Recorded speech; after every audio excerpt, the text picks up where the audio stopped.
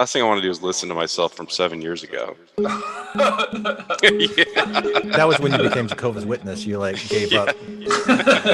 Yeah, we've got a lot to catch. Oh, you got a lot to catch. Yeah, I'm a J-Dub now. Yeah, a lot of the listeners haven't heard that. Yeah. Do you like the red room? I love that red room. It matches you. It does. No, I thought we were talking about John's God, because I don't have a God. Okay. I'm a J-Dub now. But if you make a specific claim, which a lot of people claim to know the mind of God all the time, Right. Then I know you're full of shit, because I know nobody knows. Nobody knows. Is everything meaningless? Is there nothing? And so in other words, I reject nihilism. Nobody knows. I think you actually have to make a positive leap of faith or philosophical statement in order to say that you believe that there is no meaning, because I think you have to actually, now you're asserting something. Nobody knows. And so in other words, in order to positively state that you are a nihilist, you have to have actually now made a leap of faith that you think that nothing is true or real or has any meaning. Nobody knows. So where are you these days, Glenn, with your God? Your quantum God, I'm guessing. I'm talking about nature. Yeah, I mean, I think God is just an idea that people have as a way to explain the unknown. It's like a label or a symbol that people slap on things that they don't understand.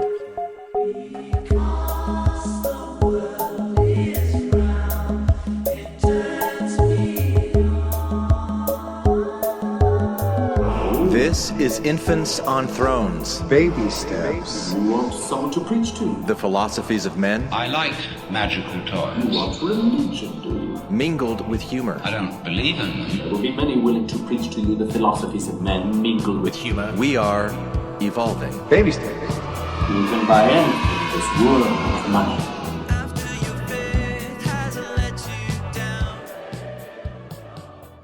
Look for the good in everything.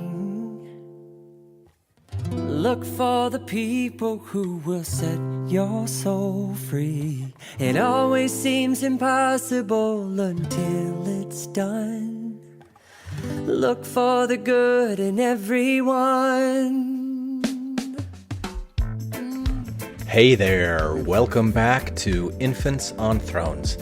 I'm Glenn Ostland, and this is episode 748, John's God, Randy's God, and Optimistic Nihilism. And I'm really excited to be welcoming back two of my beloved infant brothers, John Hamer and Randy Snyder, to catch up a bit and to talk about God, which is really a way of talking about meaning. Okay, so what if the Star Trek was reality, and you went into a transporter, and every single cell in your body, every atom in your body was copied and then reconstituted at the other site? Is that you? Which is why I want to start out today's episode with a brief audio clip about optimistic nihilism from a YouTube channel called Kurzgesagt.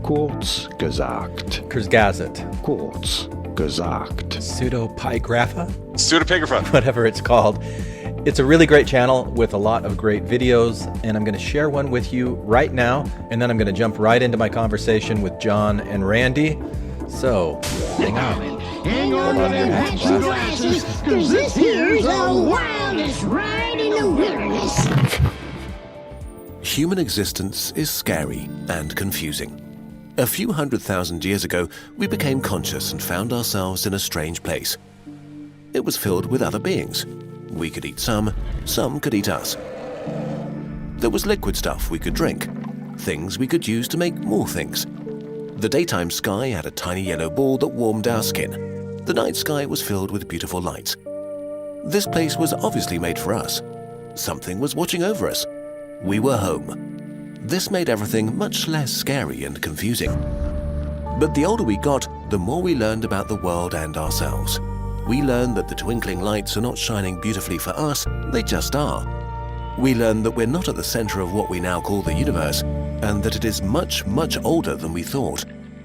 We learned that we're made of many little dead things, which make up bigger things that are not dead for some reason. and that we're just another temporary stage in a history going back over 1 billion years. We learned in awe that we live on a moist speck of dust moving around a medium-sized star in a quiet region of one arm of an average galaxy, which is part of a galaxy group that we will never leave. And this group is only one of thousands that together make up a galaxy supercluster. But even our supercluster is only one in thousands that make up what we call the observable universe. The universe might be 1 million times bigger, but we will never know. We could throw words around like 200 billion galaxies or trillions of stars or bazillions of planets, but all of these numbers mean nothing. Our brains can't comprehend these concepts. The universe is too big. There is too much of it. But size is not the most troubling concept we have to deal with. It's time, or more precisely, the time we have. If you're lucky enough to live to 100, you have 5,200 weeks at your disposal. If you're 25 now, then you have 3,900 weeks left. If you're going to die at 70, then there are 2,340 weeks left. A lot of time, but also not really. And then what? Your biological processes will break down, and the dynamic pattern that is you will stop being dynamic. It will dissolve until there is no you left. Some believe that there is a part of us we can't see or measure, but we have no way to find out. So this life might be it, and we might end up dead forever.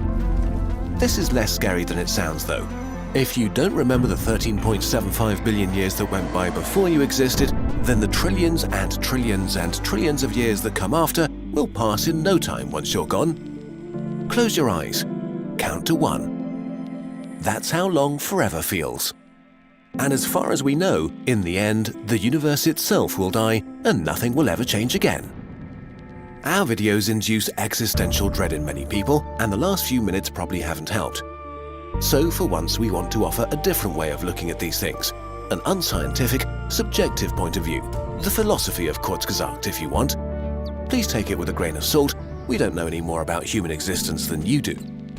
We counter existential dread with optimistic nihilism. What do we mean by that?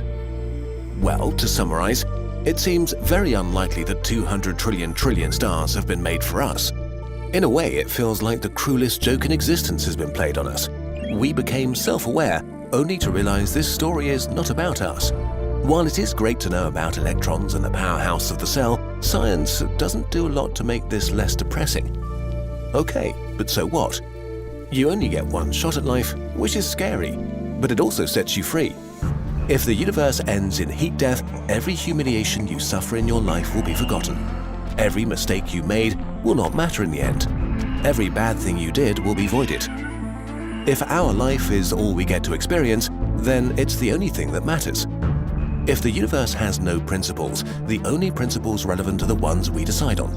If the universe has no purpose, then we get to dictate what its purpose is. Humans will most certainly cease to exist at some point. But before we do, we get to explore ourselves and the world around us. We get to experience feelings. We get to experience food, books, sunrises, and being with each other. The fact that we're even able to think about these things is already kind of incredible. It's easy to think of ourselves as separated from everything, but this is not true. We are as much the universe as a neutron star, or a black hole, or a nebula. Even better actually, we are its thinking and feeling part, the sensory organs of the universe. We are truly free in a universe-sized playground. So we might as well aim to be happy and to build some kind of utopia in the stars. It's not as if we found out everything there is to know. We don't know why the rules of the universe are as they are, how life came into existence, what life is. We have no idea what consciousness is, or if we are alone in the universe. But we can try to find some answers. There are billions of stars to visit, diseases to cure, people to help, happy feelings to be experienced, and video games to finish. There is so much to do. So wrapping up, you've probably used up a good chunk of the time available to you. If this is our one shot at life, there is no reason not to have fun and live as happily as possible. Bonus points if you make the life of other people better. More bonus points if you help build a galactic human empire. Do the things that make you feel good. You get to decide whatever this means for you. I honestly don't know what we're going to talk about, but it's just so. Like, I'm just going to stare at you the whole time, Randy. I hope that doesn't make you feel uncomfortable as you're sitting on the other side of the screen and you can just feel my adoring eyes on you. Do you like the red room? I love that red room. Ah. It matches you. It does. Because you're totally red and you're wearing red. It's I'm still peeling from Cancun. Oh, did you go for your birthday? No, we just went to meet with another family for a vacation. Yeah. Cool. We didn't really celebrate my birthday. You don't ever celebrate? That was when you became Jehovah's Witness. You like gave up. Yeah, we've got a lot to catch. Oh, you got a lot of on. catch. Yeah, I'm a J-Dub now. Yeah, a lot of the listeners haven't heard that story. Yeah, it's a doozy. I think they're with they me. made you an offer you couldn't refuse. Oh my gosh, that'd be a bigger chance of monkeys flying out of my ass than joining the J-Dub. We got 143,999, Randy. What? I said we got 143,999. Oh yes, I'm the last one on the list, Randy. Yes. Get on now. You got to sign now because I got in just under the wire. Yeah. Yeah. Anyway, what were we talking about? You. What's life been like for you? Oh yeah, I don't celebrate Catch us up. birthdays. No, Yeah. it would. No, I work almost every birthday because I just hate my birthday. Yeah.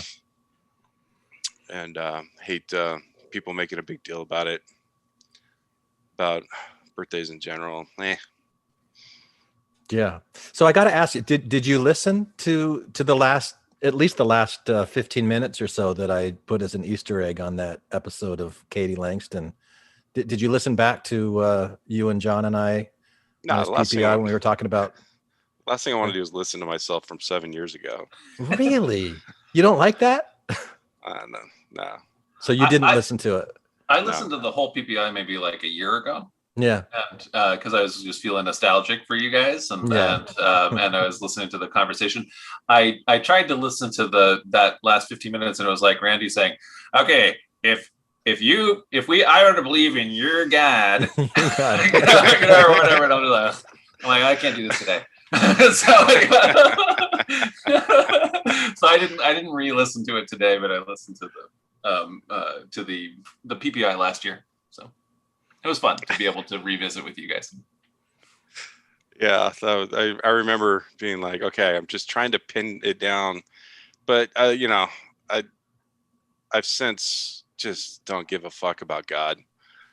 And like you did before. I think it was like kind of my residual black and white thinking that I'd been so trained on for so long that I need a specific definition of your God, and or I needed at the time, and now I don't care. Yeah. So but if you make a specific claim, which a lot of people claim to know the mind of God all the time, right? Then I know you're full of shit, because I know nobody knows. And so if you have anything specific to say, then I will take that on. I'm an atheist to any specific claims, that's for sure. Yeah. So I'm curious to hear, just like kind of catching up, what's different in your life over the last couple of years, Randy? Has there been any like major significant changes that you want to talk about? Yeah, I'm a grandpa. Yeah, you're a grandpa? Yeah. My adopted son is now my adopted daughter. Oh, we're going to talk about it. Okay. So this is you asked for Claire, what are the right? changes? Yeah, that's a big change. Jonathan is now Claire, and so my daughter with a penis impregnated another woman, and now I'm a grandpa. And she's almost 2 years old now. They live in our basement. Yeah.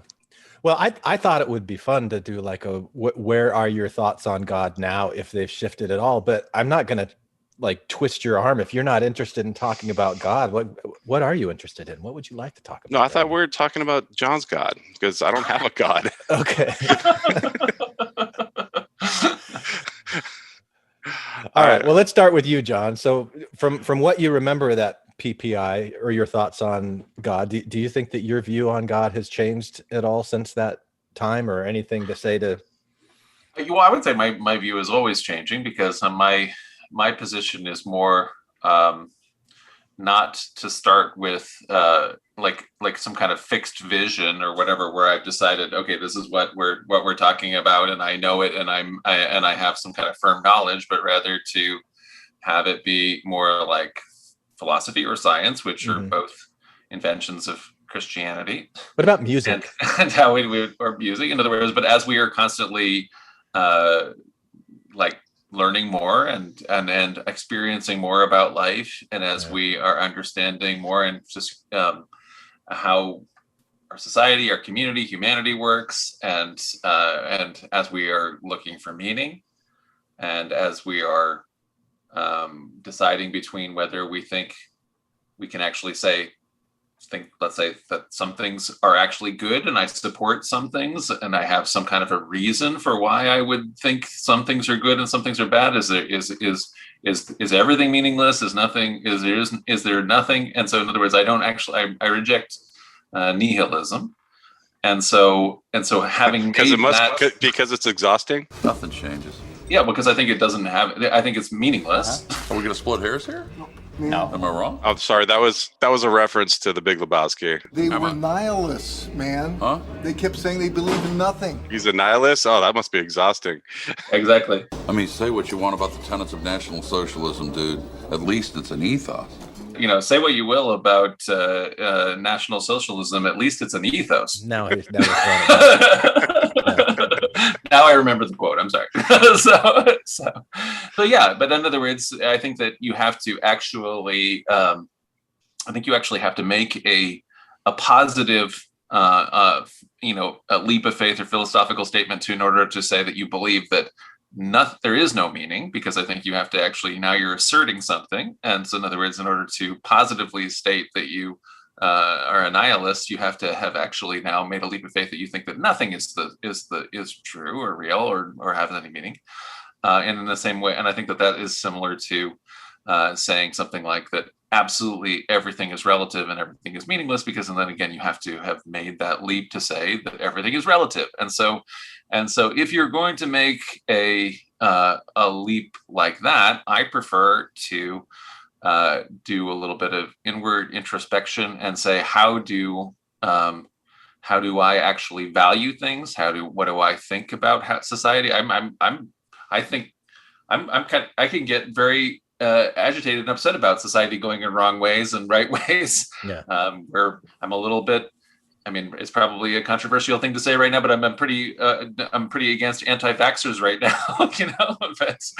Which I just think is just a position of ignorance. But anyway, what is my basis for thinking that there is good and something that's better or worse? And so I look inward and I see things that I value, things that I'm finding good, whether or not, and then are they arbitrary feelings that I have from my nostalgia or childhood, or am I actually, or is there something where we can say we believe in, let's say, fundamental human rights, that there are certain things that are fundamental that you have rights about. If you assert that, if you think that, you're saying you're not a relativist, you're not a nihilist, you actually are believing in meaning. And that's what I talk about as like this first step towards, understanding what we're talking about when we think that there's something that we value, when we think that there's something that is good, and we have to have some sort of basis for how we're talking about it. And traditionally, in the Western tradition, when we get to that place, then like Aquinas will say, and everyone says that's what we mean when we say God. And so it is not what Mormons say when they're talking about a very specific physical limited being, Superman-like character, or when fundamentalist Christians who also don't know. So for me, the issue is not whether lots and lots of Christians believe in something which is actually Christian theologians would call heresy. And because that would be similar to saying that evolution is false because all of the people who believe in evolution, a huge number of them will say that the reason why birds evolved to have wings is so they could fly. That's not how evolution works. That's heresy. But they'll still say it. Just because all the people in the pews think that doesn't mean that evolution is false. It means that they don't know what they're talking about. And why did birds evolve wings? So evolution doesn't work that way. So in other words, what happens? There's not a why, and there's not a guidance. There's not a why. What happens is that creatures, let's say, have an adaptive thing that makes them more successful. So which might be their limbs have feathers, and that allows them to jump. And so they're jumping better and they're getting away from predators as a result of that. That doesn't mean they have wings that are so that they can fly. What happens is though that adaptive strategy then gets them to jump further and further until suddenly, at a certain point that what they're actually doing is gliding, and so on and so forth until then they are kind of gliding. And so their gliding becomes better. Yeah. And then the ones that are better survive. And so it doesn't that you would.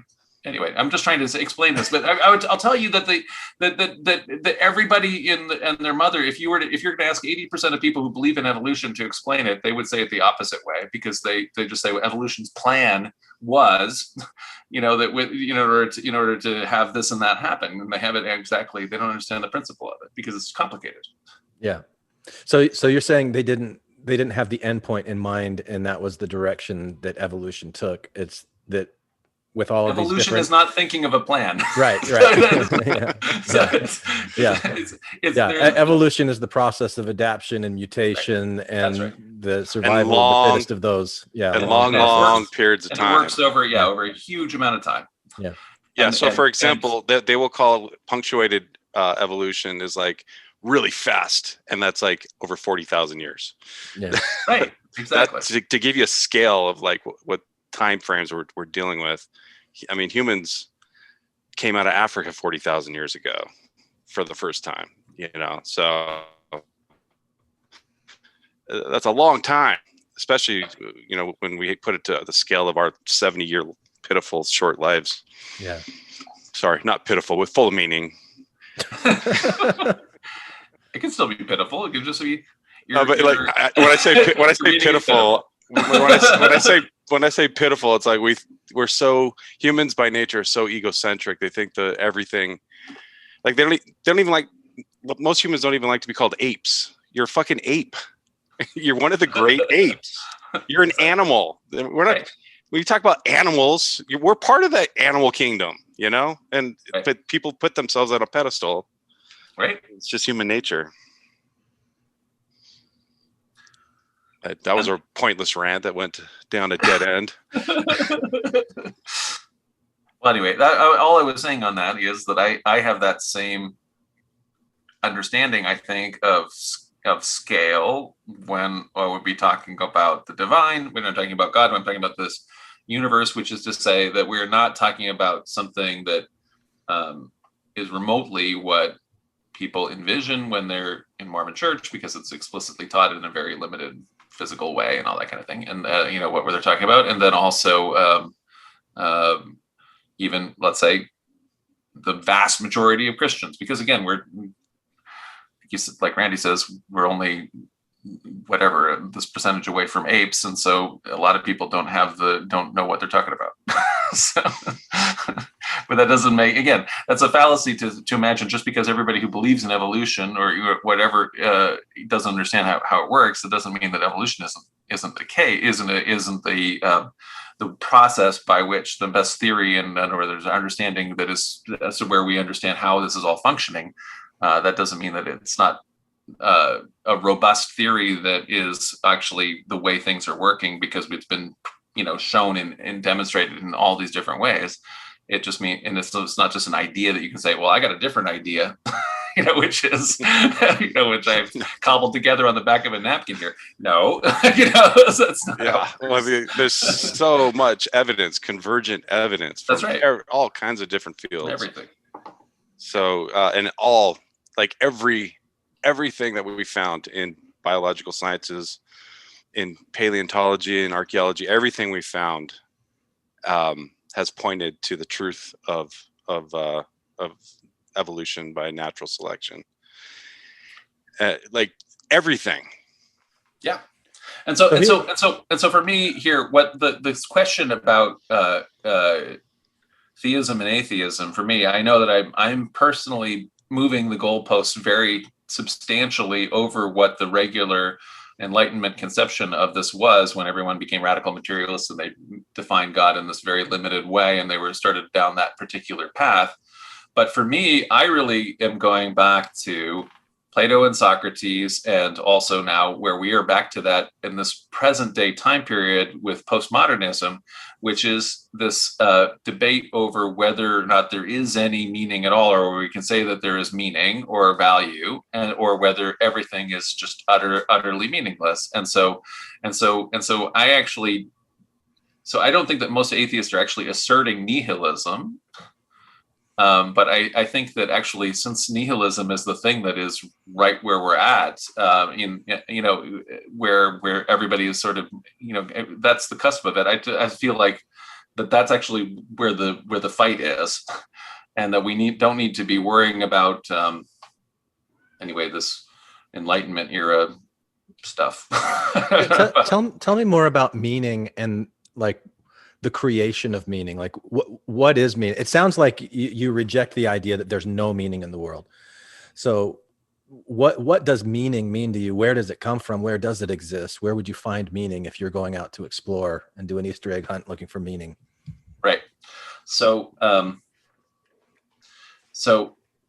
there's a bunch of different ways, but one of the ways that we talk about this is like I say, like kind of an inward path of introspection.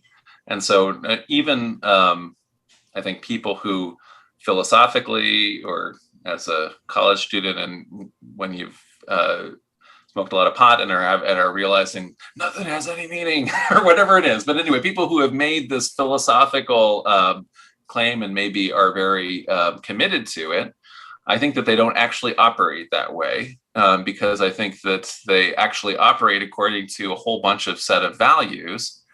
And so I think that one of the things that we have that is this level of reason and our ability to actually look at what we actually do and say logically, if you actually if that actually was your value, in other words, if you really asserted that and you really believe that and that, would you actually operate this way? Would you do all these things for loved ones or whatever other things that you're doing that are expressing values to you? And so I think that that's a kind of an inward pathway of looking at that. But another way then is to engage in the millennia-long dialogue of civilization, which we're talking about evolution, but one of the things that biological evolution takes crazy forever, but cultural evolution has gone at breakneck speed. So I mean, I think it's inarguable, for example, that like the information and cultural and technological revolutions that have been present in the last couple hundred years or whatever have radically changed how things are even functioning on this planet because of the breakneck speed of what cultural evolution does. And so engaging in that dialogue about meaning, as as in the humanities, as people have thought about it and shared ideas about it, I think that that's one of the ways we do it. All right. The answer I was looking for is that meaning is created within the minds of humans. Well, that's one way to look at it, certainly. So, there is like existentialism or something like that, right? There's so in other words, you can assert meaning, and so that maybe that's the place where like where you're finding where it happens. And so in other words, the fact that I am either asserting it, or the fact that I am actually doing things, or the fact that I actually value that thing, that may be itself be what's creating meaning in your life or in your community and things like that. So that I'm saying that in a lot of these cases, this is our open philosophical questions, and I'm not actually, unlike so that I didn't actually pin myself down to one particular place so that Randy could swat me with his anvil. I know, but that's no fun when you're dodging around and Randy can't take aim. What I'm saying is that smacking. there are multiple different ways that people can find this kind of meaning and assert this kind of meaning. In other words, this has been a dialogue. It's not like there's throughout time. It's not that we have this absolute that works. So, a dialogue's been going on for thousands of years. Yeah. What is the name of the philosophy where they the position they take is that it would have been better if humans were never born, because the net suffering of a human life outweighs any of the good that comes from their life. Do you know that philosophy? It's like pessimism. I would think. Bummerism. It's not pessimism. It's like a Latin word for we shouldn't have been born. Yeah, it's a Latin word for Debbie Downer. Wah, wah, wah. Yeah, well, I mean, so anyway, that's a position you made because so I mean, the first noble truth of the Buddha is life is suffering, right? And so if life is suffering and we're only causing all of the suffering and we're not actually, if we are putting on the scales and we think that the suffering is just so much worse and maybe even it has been throughout time, then that would be an argument that you can make. Yeah, I mean, I listened to a guy for an hour and a half give his position, with mild challenges from the interviewers a long time ago. It was like 3-4 years ago. His arguments were compelling, but he didn't get me in the end. That they would have been better off if humans were never came into existence. Because one of the things he says is that, well, one of the things he says is because we're like the only animals that can abstractly imagine our own death and know we're going to die, that alone is enough to be too much suffering for the whole enterprise. So, but I feel like not everybody. Oh, wait, anyway, I guess it depends on how you're even going to measure it, though. Then, because then you're going to say in the majority of people or whatever it is. In other words, are the majority of people suffering so much that they would, in other words, that they, as opposed to getting joy, that you weigh it and say, okay, well, it was more suffering than joy, so it was a mistake internally or something like that. Because I don't know, because I kind of feel like that. I mean, certainly, it's hard to say because I am in a position of privilege, right? So we're white men in a rich place and had all these opportunities, and so my life is really great and I enjoy it really well. But I kind of feel like, in terms of, it's just, if you're sitting around worrying about fearing death, I think that's a kind of a place of privilege usually too. I don't think that's everybody's. I mean, I know a lot of people are worried about death, but a lot of people aren't as worried about it as maybe that one guy who made up this idea, And so, I mean, certainly Socrates wasn't worried about death, and I'm not worried about death, and I don't know. So I think I don't know that everybody's as worried about it as that. Well, we had a conversation a few years back, John, because I was like feeling really bummed.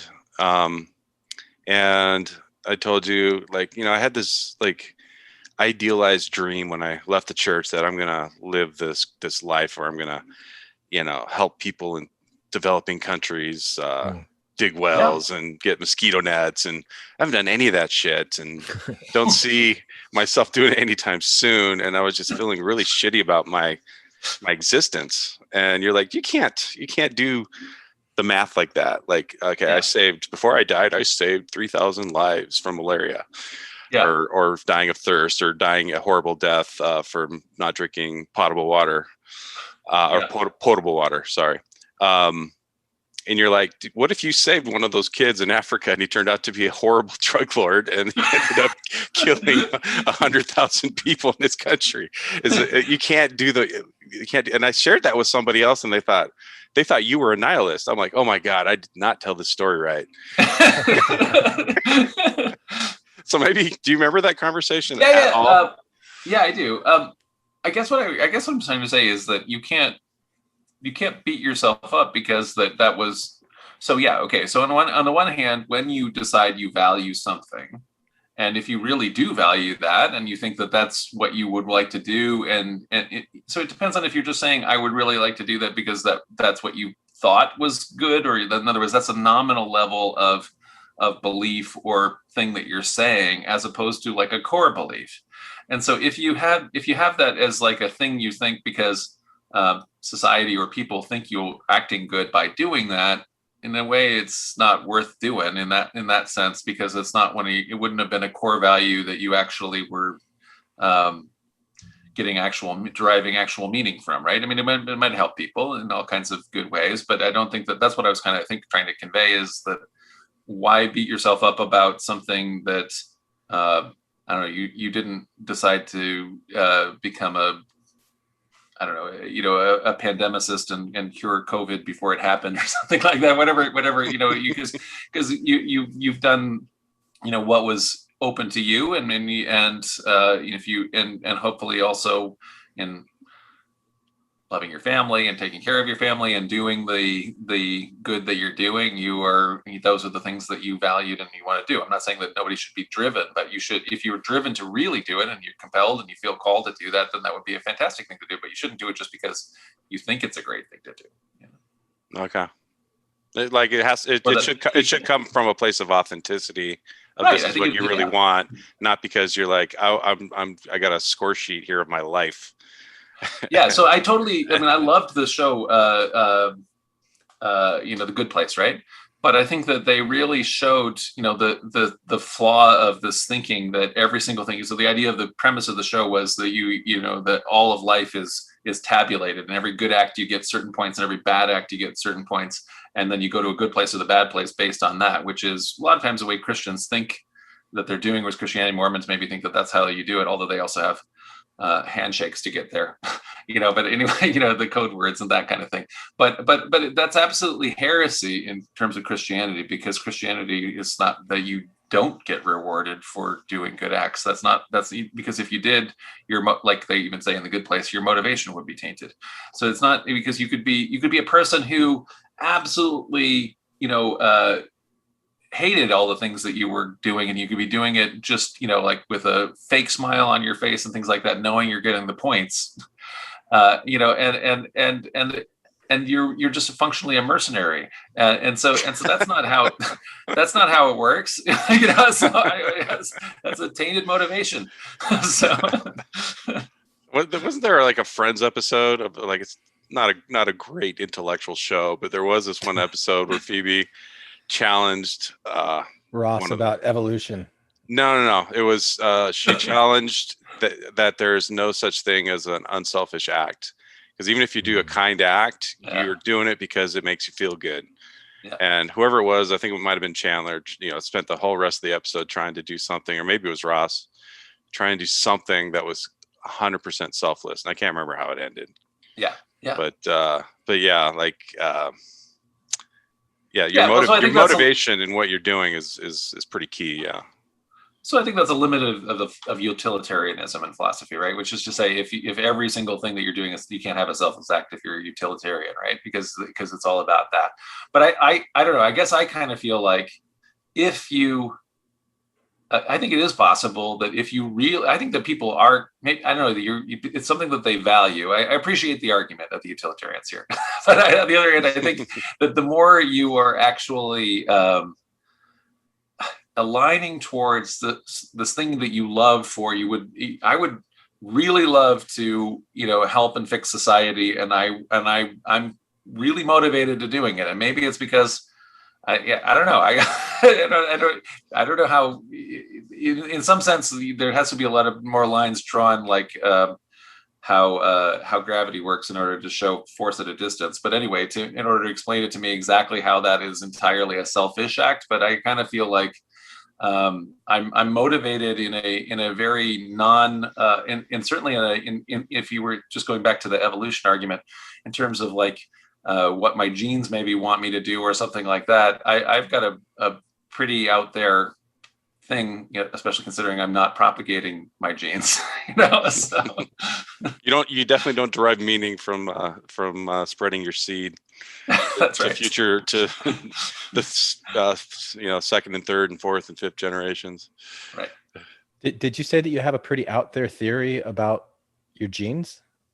No, I would say it would have to be, you would have to explain this to me, how all, this desire I kind of am very motivated. I get really upset about what I kind of feel like as societal wrong turns, and also I'm very motivated towards making as many incremental systemic fixes that we can, so that we have more and more justice in our society. And like what I'm saying is, for the person to explain to me exactly how that is like just me being motivated by my genes or something like that is, and in self-interest, the utilitarian, I feel like, I don't know, maybe I'm getting a chemical excitement from that, but I can also drink. So you're talking about like your motivation for wanting. My motivation, yeah. Is it possible? Like, is Ross right? Or Chandler, or whatever. Is Chandler right that you can actually have a selfless act, or is the thing tainted because he felt good because he did something good? So. Yeah, you're not into finding meaning spreading your genes. No, you're into finding meaning spreading your memes. Right, that's true. But I am a believer, like I said, in cultural evolution as being much more important than genetic. So yeah, when you really think about it, like when you get into like genealogy and you start looking up, like, I don't know, when you get past 2 generations away from you, yeah, there's no emotional feeling there. You don't know those people. They don't know you. Yeah. They didn't even think about you their entire lives. Yeah. So I don't know. It seems like a pretty hollow way to find meaning is having as many progeny as possible. Yep, absolutely. It's the same as the Ozymandias poem, right? So look on my works, ye mighty in despair. So if you even if you built the pyramid, that's still there, and that's pretty much the most successful anything anybody did from 4,000 years ago, whatever long it was, because everything else is gone. But how big a deal was that even? So in other words, that in the same thing, like you say, it takes 3. I mean, how many people know their names of all their great grandparents? Even I do, but I'm a Mormon, so I know my great great grandparents or whatever. But but most people don't, right? And so how connected are you to them? Yeah. You got anything, Glenn? You're smiling a lot. No, I'm just enjoying watching where it's going. It's just very nostalgic for me. I don't really know where to go with the conversation. What I wanted to ask you earlier. Well, actually, go ahead. Yeah, no, you take it. Let me just interject something, like, because I listened twice to John on the other John's show, Mormon Stories. Yeah. And it was hilarious how many times he would explain things and people just still weren't getting it and asking questions he'd already answered 2, 3, 4 times. And finally, because everyone was like me 7 years ago, trying to pin his God down, like, and it felt like trying to nail Jello to the wall or trying to catch smoke in your hand. And finally, I think what you said, John, that made me guffaw is like, okay, I just need people to stop thinking in terms of believe in.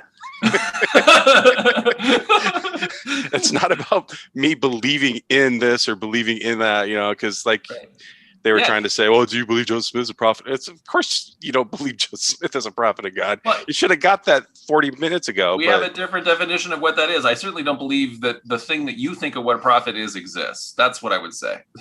So in other words, the thing that you are defining as a prophet, or the thing that you are defining as God, I don't believe that those exist. But it's not really a belief. That's a conclusion. And so in that, based on history, and based on theology, based on philosophy, in other words, based on everything. In other words, based on science. So I don't think so. I feel like that believing in thing that they just go down that path of, it was just like, do you believe in evolution? That is not. It's not relevant in a way. It is relevant if you, in a way, in terms of whether you're part of the conversation. But evolution is not about believing it. Evolution is the process. That's what happens. So, and in the sense, it doesn't matter if orangutans don't believe in it. It doesn't matter if you don't believe in it. So it's not about believing it. So yeah, it's to you, it's not about believing in anything specific. That's why, like when Glenn, you're like, well, where do you stand now with God? It's like, well, I really don't care for the most part because I live my life as if there is no God. I live my life for the love of my family and spending time with my kids when I can, and love of extended family, and trying to be a positive person in my work environment since I'm the boss. And so, like, not one point in any day do I think of, like, I wonder what God thinks of this or what that. Like, I think a lot of people, a lot more people than would like to admit it, live their life as if there is no God. Even if they are asked the question, do you believe in God? Sure, I believe in God. But most people are not, I keep saying most people, but I just think a lot more people than like to admit it, live their life as if there is no God. So I don't really care about the existence of God. I think John Larson once called it apatheism. I just don't care, but I definitely believe that people can make meaning in their lives, and that there is a great conversation that's been going on for a couple thousand years about how to live the good life, and philosophy on how society should function, and maybe we shouldn't marginalize small groups and make unnecessary suffering and things like that. I think somebody's a nihilist until somebody just from the street punches them in the face for no reason. Like, wait, that hurt. That's not fair. I didn't deserve that. What? You're a nihilist. Because it makes me think of that scene where he's like, at the end, the nihilist says to John Goodman's character, well, that's not fair if I don't get my money. He's like, that's not fair. You're a fucking nihilist.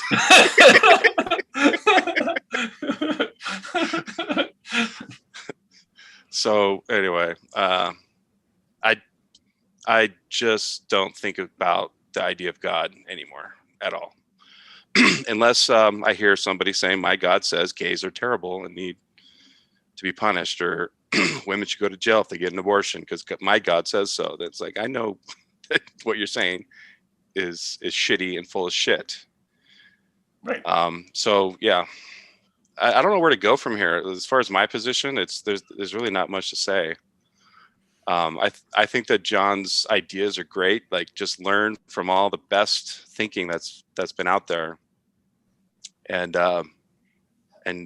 try your best to live the good life, because you want to have a good life. Here's the question that I'm most interested in hearing both of you talk about. Do you think that nature is intelligent? What does that mean? Is nature intelligent? Is there intelligent processes within nature? Is there intelligence within nature? Do you think that that nature is intelligent or unintelligent? I don't know how else to say it. Because I think that we had the conversation earlier about birds evolving wings to fly, and so you might imply from that there's this, what's it called? What's that Ben Stein movie about divine intelligence? No, it's not divine intelligence. What is it? Oh, I know what you're talking about. Intelligent design, as if you've got like a certain end, and then you just design everything to get to that end. Like, that's one way of thinking about intelligence in nature, but I don't think, because what we were talking about was, I think, intelligence where there is this genetic memory of whatever that evolved feature is that's then passed on through the genes to another generation. So I think that nature is highly intelligent, far more intelligent than what we typically think of as human cognition or human intelligence. That's just one feature and one outgrowth of the intelligence of nature. But I think that people have a hard time even thinking about that question, is nature intelligence, because it gets so tied up into anthropomorphism. So I'm curious for both of you guys, what do you think about nature being intelligent? Is that something you even think about? Is it even important to you? Well, if you watch any nature videos, which I watch a lot of, you are exposed to a lot of like really ingenious ways of survival by many.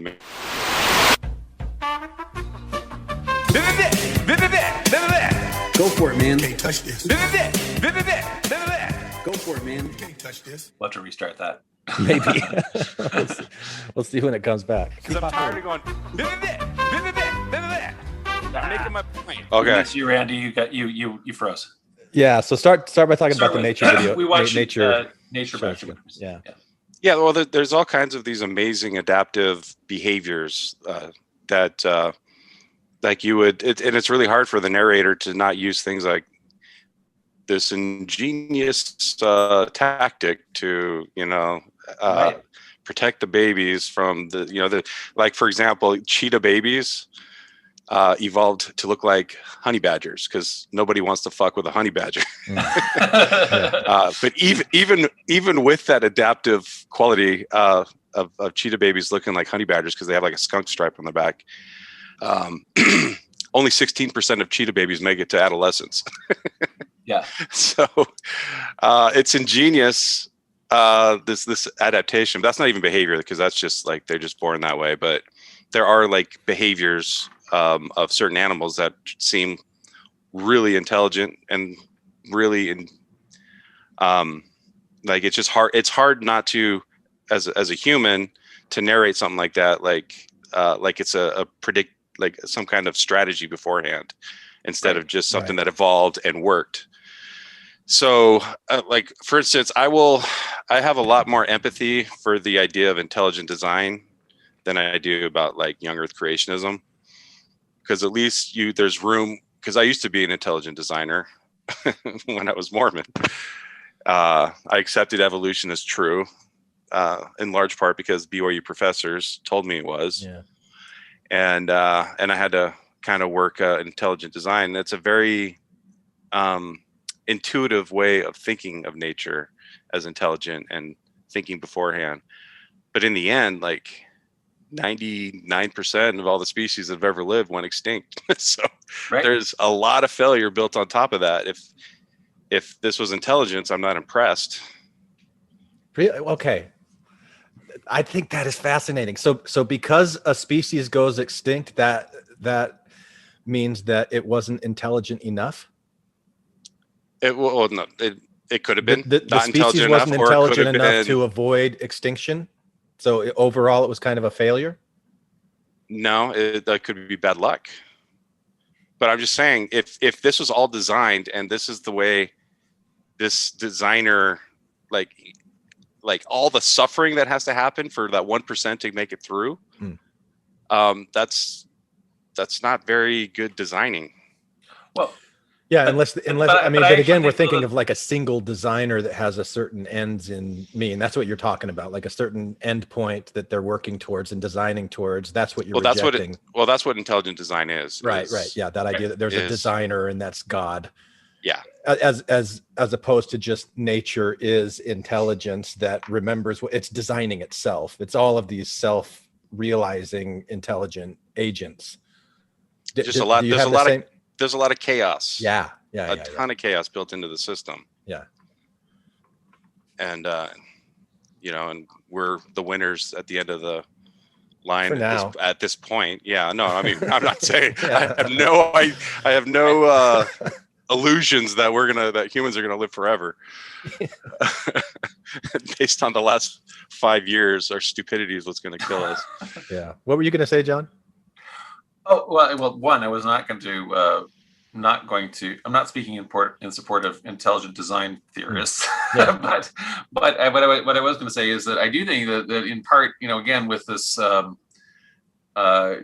this criteria of judging success or failure, I'm not entirely, I do think that we have this kind of a Judeo-Christian image, idea of lineal time and beginning and end. And at a certain point, just because something thrived and then is no more, that was somehow a failure. And I think that that's a misunderstanding, I think, of life cycle and so I think that there could have been a very thriving species that doesn't exist anymore that had an amazing existence without it being a failure, even though it doesn't exist anymore. And on the one, that's my one reaction to that idea, and then to your idea, Glenn. I think that that there have been a bunch of thinkers like Spinoza for whom that's what Spinoza says God is, right? And so in other words, that because that's where Spinoza is finding meaning in all of this amazing chaos and majesty or in all of the whatever of nature, and so he'll say nature, or rather God, but I would also. But for me, that isn't the thing that I'm kind of actually focused on. So for me, myself, what I kind of get motivated by is not the material, but rather the world, the idea of ideas. And so I'm definitely kind of like, anyway, when I'm focused on God as meaning, and so and God as ideas. In other words, the mathematicals or things and all those kind of ideas, as opposed to. But I appreciate all of the lived physical existence, and I think, but whether I'm not immediately drawn to the intelligence of nature or a pantheism or a world being or something like that. But I mean, I'm not telling people that they can't think that's a great, either. So in other words, that might be motivating to all kinds of people. So. Yeah, I mean, and just to be clear, I do appreciate that we're species out there that roam the earth for hundreds of millions of years, maybe 100 million years, and then went extinct. And we've only been around for, like, in our current form, for 200,000 years. Right. So we just happen to be around talking about it now. But there's been plenty of species that survive. So I guess I don't call that a failure of the species. I call it, like, if you're saying that this is the method, and 99% of this designer's, I mean, there's so much suffering in nature, like really abject suffering. Having eggs injected into you while you've been anesthetized, and then you're sent on your way to be eaten from the inside out. I mean, there's just so much carnage and suffering in nature that if this is all part of a design, then, like, you need to give me more than that. Need to give you more than that for what? To try to convince me that this, I mean, you got to explain that. Well, that in order to, well, at least if you're saying that God is good, right? Or if you're saying that there is a designer that is designing the all designer, this for a plan. and there's a designer that is good. So the objection there is that if there's a designer and the designer is good, why is there so much suffering? Right? Yeah, I suppose I obviously can't argue against a God of evil. that really enjoys the suffering. Well, I want to go. What did you say is did you say 200 million years for man? No, what is? How long have Homo sapiens been in this current form? What did you say? 200,000 years? Somewhere between 150 to 200,000 years in our current form. And Homo sapiens were made up of trillions of eukaryotic cells, and those eukaryotic cells have been evolving into what becomes a Homo sapien for much longer than 200,000 years. Yeah. The last living cousin we have, it was chimpanzees, and our common ancestor was 6 million years ago. Right, and how much genetic similarities do we share with all of these other species and genuses, and I can go back to this. We share similar DNA with carrots. So, but we don't think of I think of myself as a single human being. I don't think of myself as a collective of trillions of eukaryotic cells that are all working together in concert to give me this sensation of being a single human being. Okay, so what if the Star Trek was reality, and you went into a transporter, and every single cell in your body, every atom in your body, was copied and then reconstituted at the other site? Is that you? So by the way, in Star Trek it is, because Star Trek believes in souls.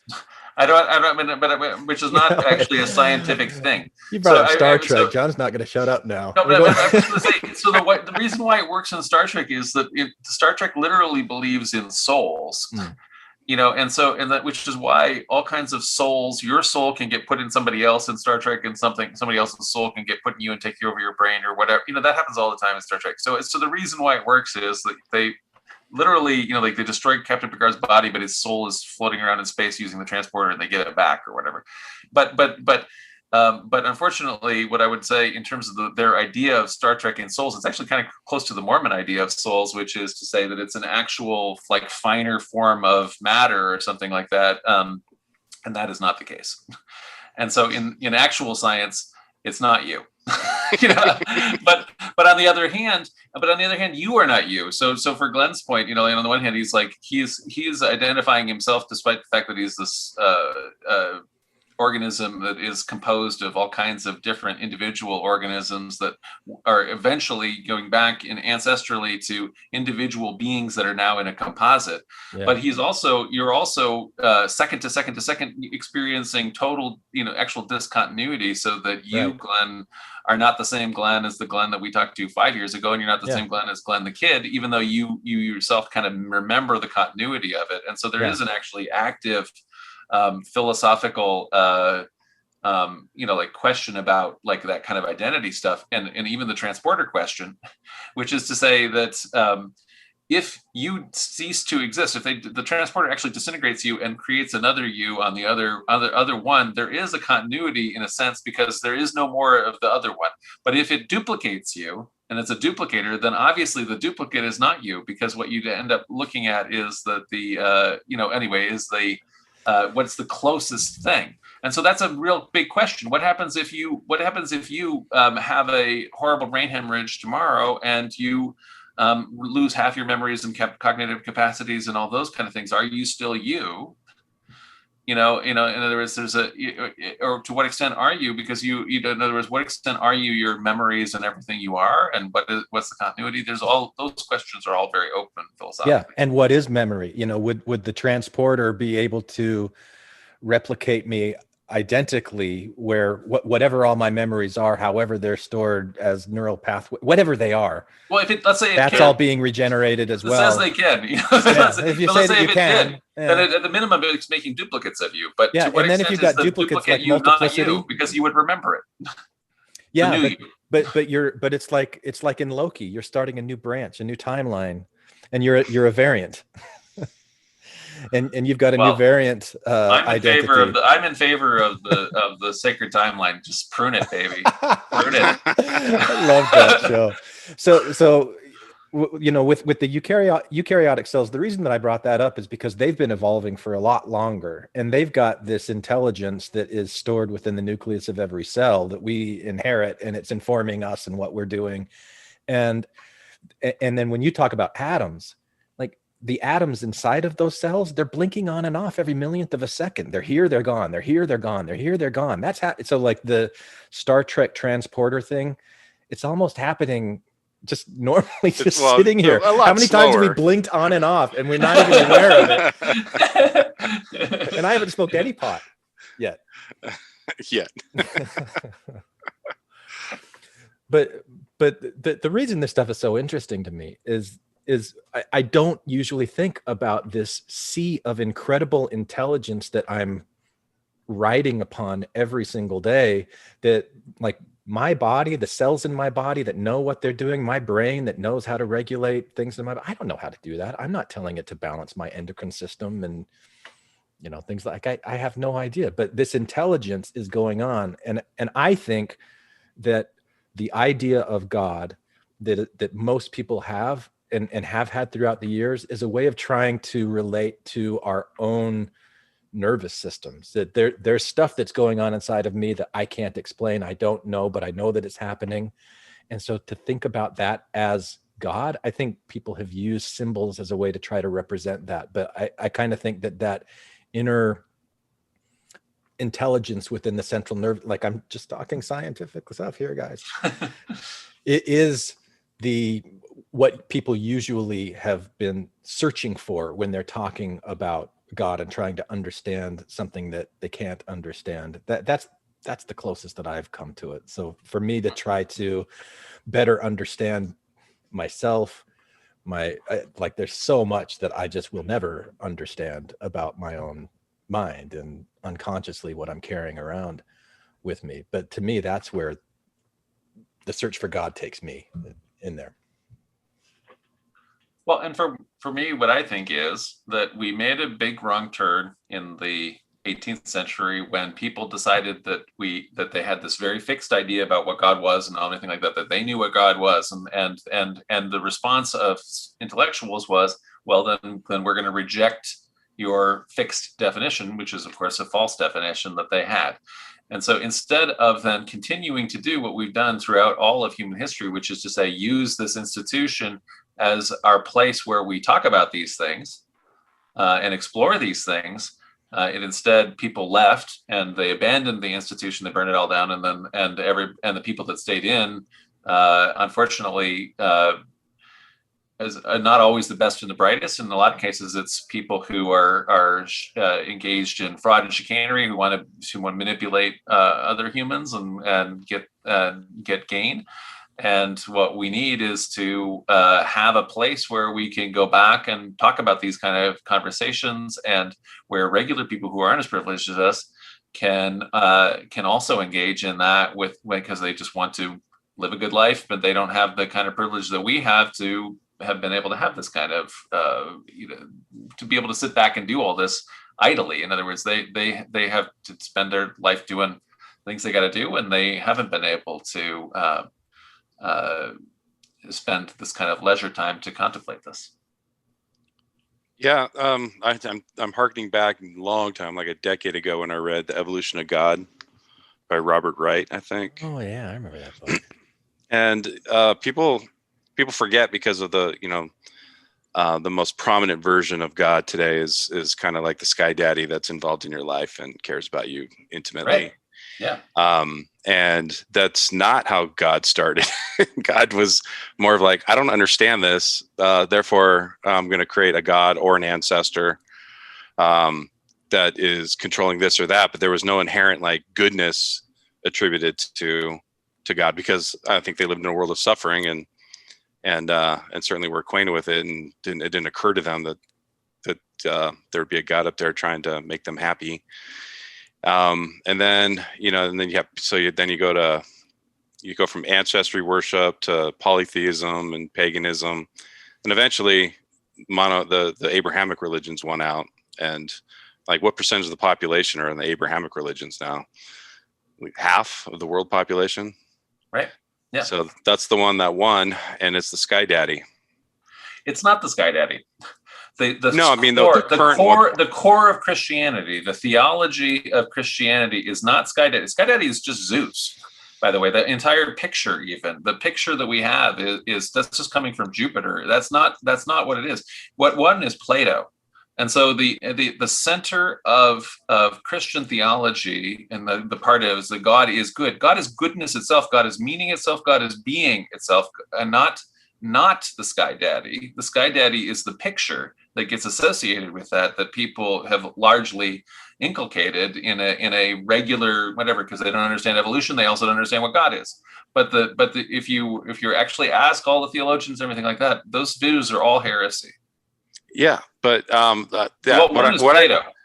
what I'm saying is, like, the current, like, you ask the average Joe on the street, their conception of God. You ask them what evolution is, and they explain it to you wrong, and that doesn't mean evolution's false. And so your argument is that that's a logical fallacy. So it's irrelevant how. I appreciate that the people don't get it, but we need to explain to them what the truth is, not rather than just saying there is that don't listen to truth. But you know what the truth is? That is not what God is. Okay. The thing that you think that is just Zeus.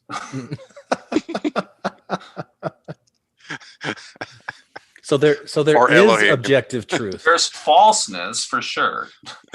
So there's objective falseness. That's right. Okay. Yeah, he's not a postmodern. I'm not relativist. I am not a relativist. I believe there are fundamental human rights. I think that we can say things are good, and I think that's, and I think that we can say things that are awful, and without things that can't be justified. Yeah, like honor killings are still going on. Like honor killings. Like I said in my sermonette this morning, that Joseph Smith abusing his power when he said he'd created a doctrine of sealing of celestial marriages and told my great grandparents, I want you to be sealed to me in the eternities. And they responded by giving him their 14-year-old daughter in celestial marriage, as he was calling it. So yeah, that's a horrific abuse of power, like I said today in my sermonette. You sermonized. Yeah, yeah, absolutely. Cool. No, you made it personal too, because it's one of your ancestors. Yeah, and they also that was not right. They were pressured, but whatever. That was also you also stand up for your daughter in those circumstances. In other words, you don't do that. Is that a value you have? I'm just kidding. Of course, it is. Yes. But so anyway, I think that's wrong. So anyway, I appreciate that that's for some people that there's relativism, and that's not wrong. Whatever happens. It's the value of the society at the time, and the value of the society at the time was do whatever Joseph Smith says, and so that's good. But I don't agree with that, and I also don't agree with that in terms of theologically. So a lot of theologians, Muslim theologians, will say God could immediately make evil not evil and good bad, because God is all powerful and has all that kind of will. Whereas I have say that God is good, and so therefore, if God were to God can't actually do evil, and they say that that's a limitation. God can do everything. No, it's not, because that's why we. Randy and I were arguing this in that argument. He says, "Why do you keep on saying worthy of worship? God would not be worthy of worship." And what I'm saying is that philosophically, if God is this arbitrary force that could make evil good and evil and so on, then that God would not be worthy of our being interested in that God. And so therefore, even if that God existed, we would reject that God. But what we can say is that if God is in fact goodness as an archetype, then what we are saying is, I value goodness, I value meaning, I value all those things, and that's what we mean when we say God. Even, and in fact, even Aquinas just says that's what he means when he says God. Yeah, the Sky Daddy thing within right-wing fundamentalist Christianity is a pretty recent thing. I think a lot of people don't realize, and you said that many times. Yeah. But evangelicals are heretics. I'll say that. Is and it? They're also evil. So doing wrong, as their evangelical churches are net negative, just like the Mormon Church. So. There's only one group that left in the country that gives a shit about homosexuality, and it's the Mormons and the right-wing evangelicals. Right. I had this patient who was what's the Holy Roller religion? Pentecostals, which by the way have been growing. Mormons wish they grew as much as Pentecostals grew. Pentecostals is the fastest growing religion in the world. It's crazy. Yeah. Anyway, I was treating the husband. He only spoke Spanish, so I couldn't really talk to him. But the wife spoke English, and she was just relentless, appointment after appointment, trying to convert me to Jesus. And I finally just told her, look, two things. You get rid of the idea of hell, because nothing anyone can do in this life is worthy of that kind of insidious punishment. And the second thing, if you guys could just leave homosexuals alone and the LGBTQ community alone, then I'll consider listening to your message. And she's like, yo, I have really good answers for you. I really want to talk to you about that. But give me some time and we'll talk about it next time. She didn't show up for the next appointment and never talked about it again. But yeah, that version of Christianity is the one that I'm most familiar with dealing with in public policy and in affecting society. And that's the one I rage against. If you believe something that doesn't affect innocent people's lives, then what the fuck do I care? Yeah, but the one, for example, that ended slavery is like Quakers, right? So in other words, in the marriage equality fight, the fact that there were all of these tinier, but anyway, progressive Christian churches is one of the whole reasons. I can say this as a gay man, that as we were in the middle of this civil rights fight, the fact that there were that this wasn't a monolith in religion, but that there were the progressive churches that were fighting on behalf of human rights. They don't get pressed because it's easy to, when somebody's saying a crazy Nazi thing, it makes headlines. But that was what we allowed us to accomplish it, you know?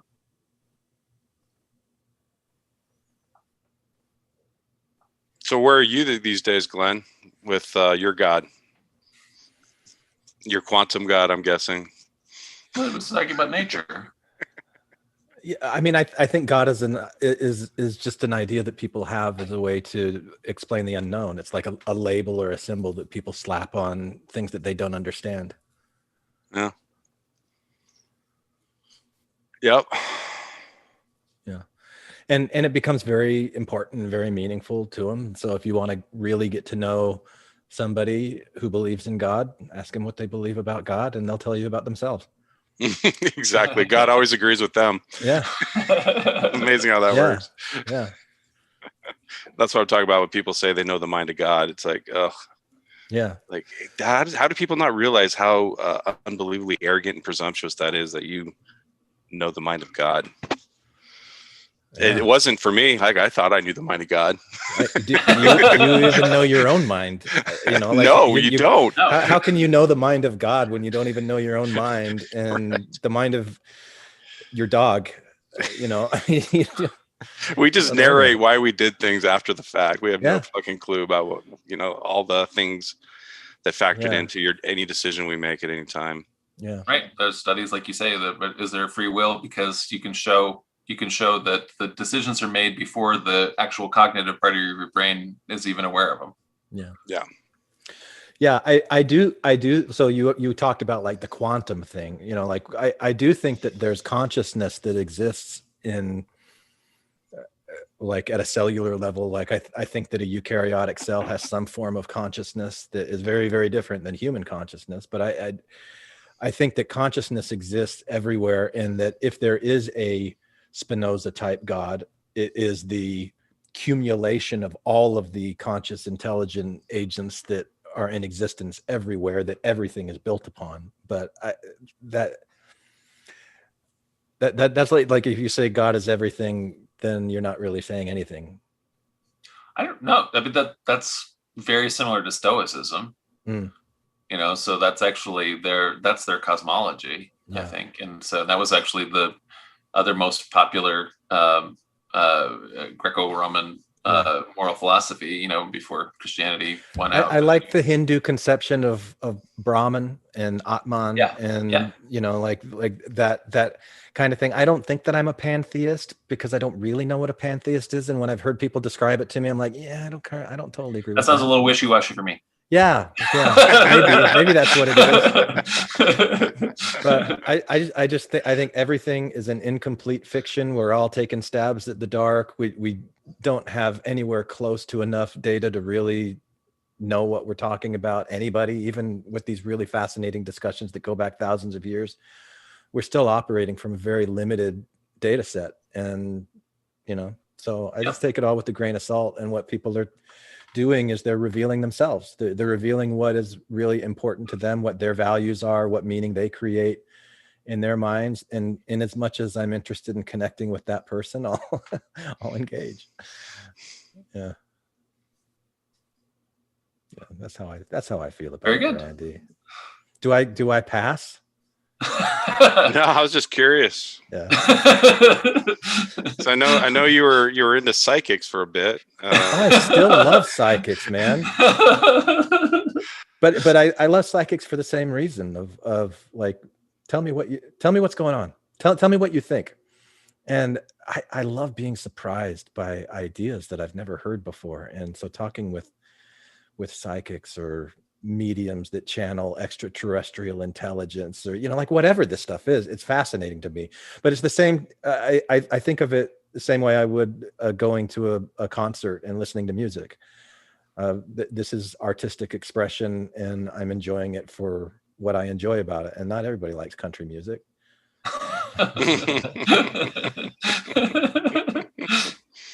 Yeah, I think consciousness itself is the most daunting and exciting field of research out there, because we are a long way away from understanding consciousness and how it emerges from all the just the electricity in the neurons.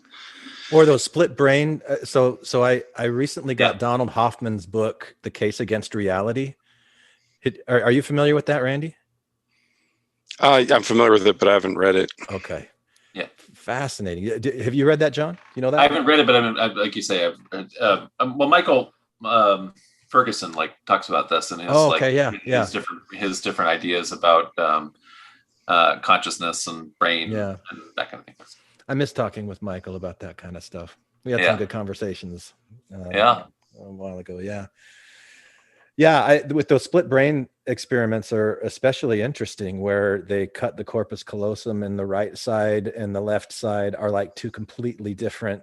They don't know each other. They have different ideas. They don't communicate at all with each other. Communicate at all, and so it looks like our personalities are just a composite of whatever stuff we've got in our minds and how it's communicating with each other at any time. But it's not that consciousness itself goes away. It's just the way that it's perceiving itself being filtered through all these different neural pathways. As a human, that's how we experience it. But what's consciousness for a dog or a bat or a butterfly or a shrimp or AI or what? Or AI. Yeah, do they have conscious AI yet? I don't. No. We're a long way away. Right now, they're working on narrow AI that is really good at a narrow path or task. But Ex Machina is one of my favorite movies. Yeah, it's great to think. It's great to think about it, but I think that the pathway that we're going to get to anything that passes the Turing test, which is like you wouldn't be able to even recognize that it's a AI that you're talking to, right? Is just a bunch of narrow AIs all put together. And then I just have this like pessimism about us ever understanding consciousness. And will that composite of narrow AI be self-aware, be afraid of not existing? I don't know. I'm not going to be alive to find out. That's for sure.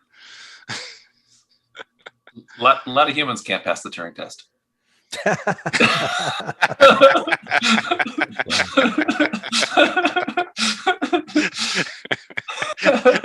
Yeah, you got just your typical QAnon person. You're like, you can't. Surely you can't be serious. This is a bot, right? You keep repeating the same thing.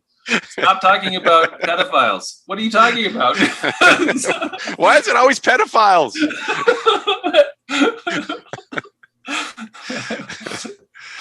Yeah. Right on. Well, I'll we can wrap it up and you can go and watch Rick and Morty with your kids, Randy. Is there anything that you want to say in conclusion? No.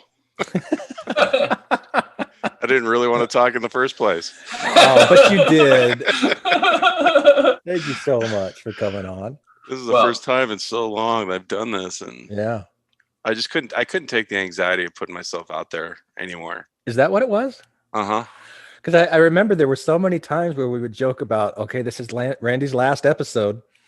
Yeah. And then when it finally was, it was like, okay, he's gone, I guess he's not going to be on it. I think the last one you did was that you did something with Matt and Tom about cats. Oh, yeah. Oh, my God. I totally forgot about that. And I think that was only a little over a year ago. It was right before COVID. Yeah. I just have a a tender place in my heart for Tom. Yeah. But yeah, the Don't Fuck with Cats That's documentary. What it was, highly recommend it to anyone listening. Yeah. It's a good documentary. Yeah. How about you, John? Any words of wisdom in closing? Well, what I'm just struck with is just how wonderful it is to be able to spend time with you two guys. It's fun, isn't it? I mean, I love talking to you guys and been great friends and are great friends. And no, I don't have any words of wisdom, but I guess people can. I'm not telling people how to live their life. I'm just telling what I've found as valuable to in what I'm doing, and I have a pretty fulfilled and happy life, and hopefully helping other people with that. But that's all. That's pretty much it. Yeah. But that's not the only way, and everybody has all kinds of different wonderful ways that they can live life. Yeah. And I don't think it's so much suffering. So you are a relativist in that sense. No. No. Because is that quite relativistic? No, because relativism is that there's no no meaning, and everything that you might do is as good or bad as the other thing. And I don't believe that. I actually think that there's all kinds of wonderful things that you could do, and that my way is not the only good way. No, and not even a hierarchy, but that there are lots of things that would be negative and meaningless. In other words, and so I think there's all kinds of different things that you can do that are actually quite awful, and that would not be as good a thing to do as doing something that's good. Shame on me for trying to tease you. I'll give you an example of John and his version of I don't know, are you okay with the term worship? Sure. Okay. So the day after John helped me and my brother do the memorial service for my niece, my brother's daughter.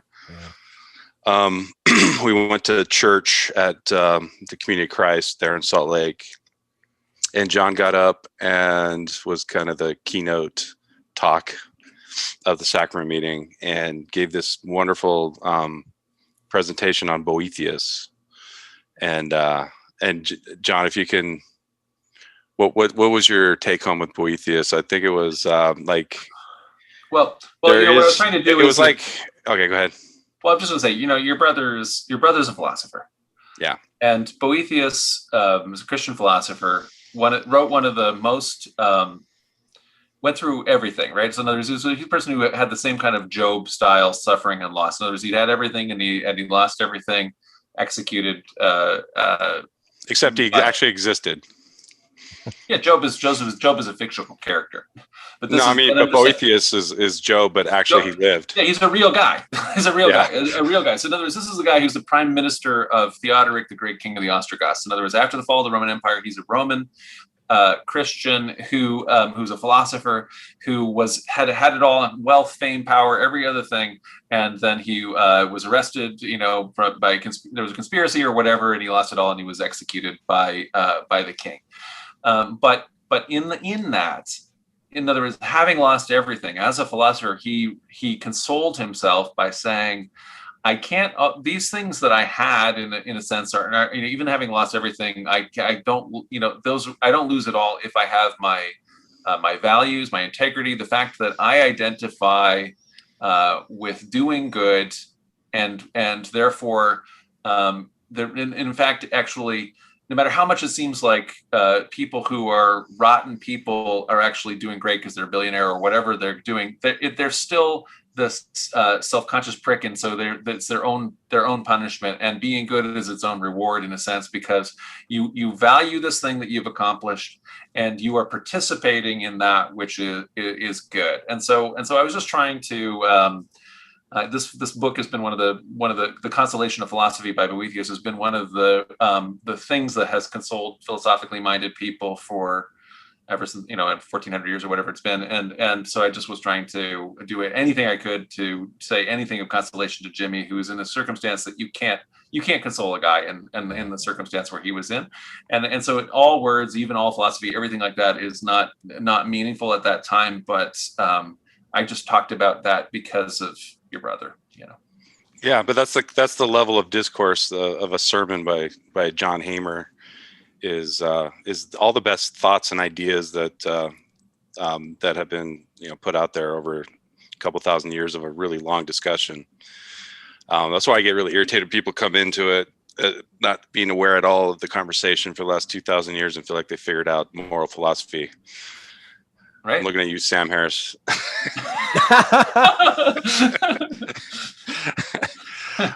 But and it's just to wax nostalgic a little bit. It's so funny that my first contact with John on any meaningful way was me getting pissed off at him because he would not give the Sidney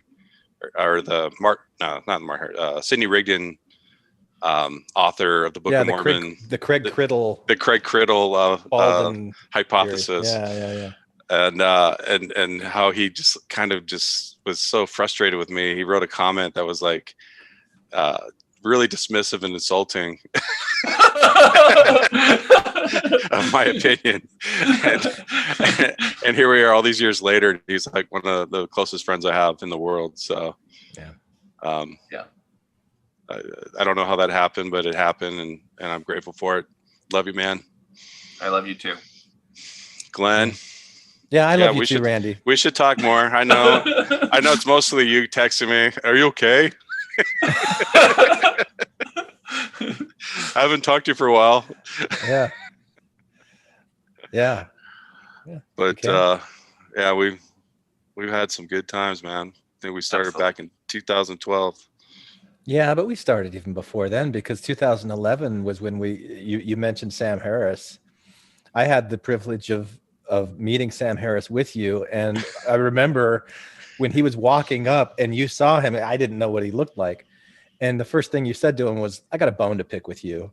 And you're like, "Hi, my name's Randy Snyder, by the way." And just the look on his face was like, "Who is this guy?" But he was smiling, he just thought, "All right, bring it on. Let's hear it." No, and it continued. It had to do with the Middle East. It had to do with the Middle East because he believes that religion is more of a factor than socio-political factors in extremism in the Middle East, and I disagree that it's more the other way. Anyway, and then it continued into lunch, and we were still arguing because he's very, and I know you are too, sympathetic towards Sheldrake, who I despise as a con man. And so and then I don't know if you remember, Glenn, they had a timer that made us switch, so he got away from me. I don't think I was aware of Sheldrake at that time, so if you were talking with him about Sheldrake, that would have gone right over my head. Oh, okay. Yeah.